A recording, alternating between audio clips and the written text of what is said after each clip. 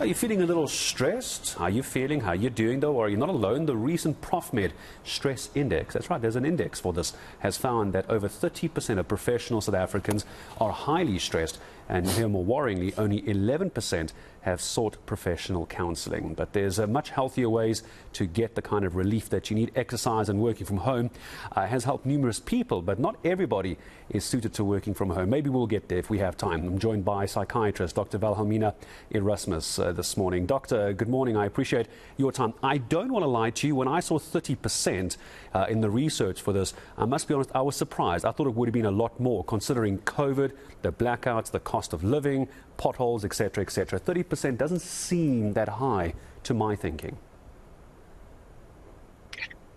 Yes, although I think it's people that are honestly struggling with mental health.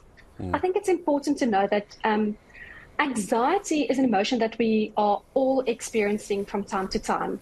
It can be either healthy or unhealthy. It actually acts as an alarm system to our bodies that activates our fight or flight response. And it can help us to prepare for exams, for example, or to help to where there's a threat. The problem is, so I think it wasn't necessarily abnormal to experience anxiety during the COVID times, and it could actually help us, where it could help one to be more careful in contracting the virus or transmitting the disease to others. I think anxiety only becomes unhealthy when one experiences anxiety without a threat, or when anxiety response is out of proportion to a threat. And I think it's what we have seen very often is that people have had more panic attacks. So anxiety on its own is not necessarily abnormal, but I think there was a higher number of people that had abnormal experiences, and I think this is where the 30% came from. Let's talk about that for a second, because I think there's going to be a lot of people still watching. They haven't left for work yet. Everyone feels stressed in their job. Everyone believes they've got the hardest job in the world. Of course, how do we know when a stress level, just from general day-to-day working for a company, managing people, dealing with other humans, is stressful already? When does that become a problem? What are the warning signs we should be looking out for? Yes. I think that the part is where you experience that anxiety without any threat at the moment, but when your reaction becomes overwhelming at that stage, where one starts to have panic attacks, one can no longer get to everything that one's supposed to do. And yes, where one's level of functioning just decreases. I think anxiety, yes. I was about to ask you, if we know someone, or perhaps, as I said, someone watching this interview now thinks that's how they're feeling, what's the first thing you need to do? Do you need to seek professional help immediately? Do you try and remedy the situation, maybe speak to your boss, your manager, your colleague, whatever it might be? Do you try and fix it yourself, find a solution, or do you go straight for professional counselling? No, I think it depends on what the situation is.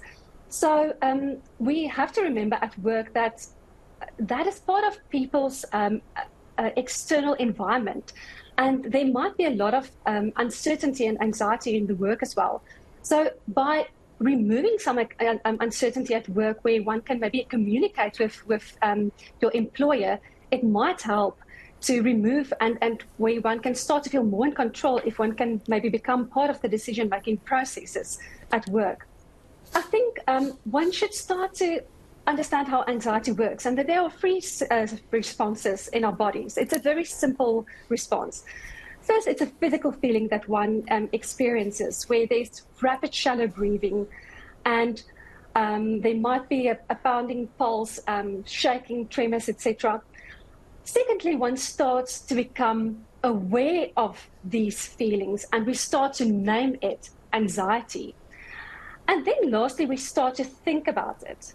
And it's at this place where we start to catastrophize. So we overvalue the extent of the threat, or very often we undervalue our own abilities to deal with the threat. I think one can first start with some breathing exercises. First, physically be aware of the anxiety.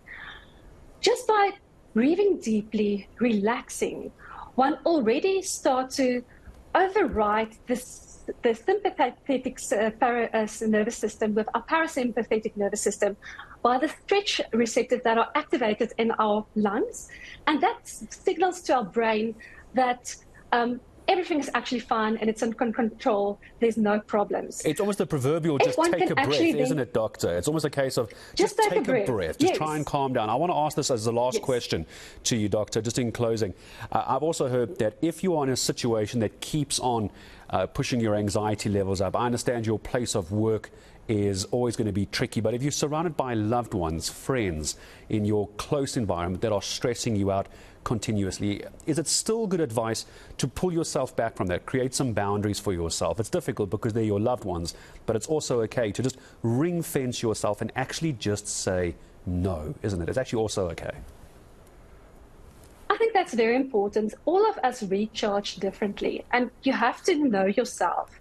And one should definitely make time for yourself. I think that's something that many professionals are guilty of, giving for everyone else, but not for themselves. And if you know what it is that helps you to recharge, one should take that time and make sure that you get to that. Yes, I think without that, one can easily burn out. Let me ask you this, perhaps I'll leave this as a last question, but I want to reverse it now.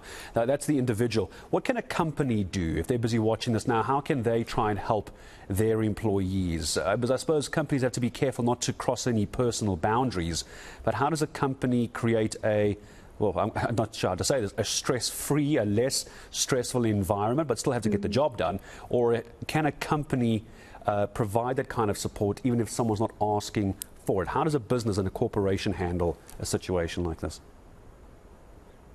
Yes, I think it can be very difficult, but I think by trying to removing that uncertainty, by communicating, not leaving surprises for the employees, helps them to act better, feeling more in control if they can become part of some decision-making processes.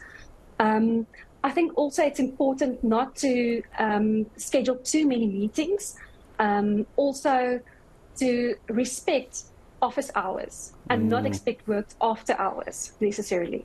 Yeah, absolutely. I suppose it's different though if you work for a 24-hour news channel. It doesn't quite work like that, but I think many people are going to be happy to hear that. So, Doctor, thank you very much for your time this morning. Psychiatrist Dr. Wilhelmina Erasmus, just talking to us about the recent Profmed Stress Index, finding that over 30% of professional South Africans are highly stressed. So you need to try and get some help, speak to someone, and also in the end, if nothing else is working for you that you can't control, what you can control is simply your breathing.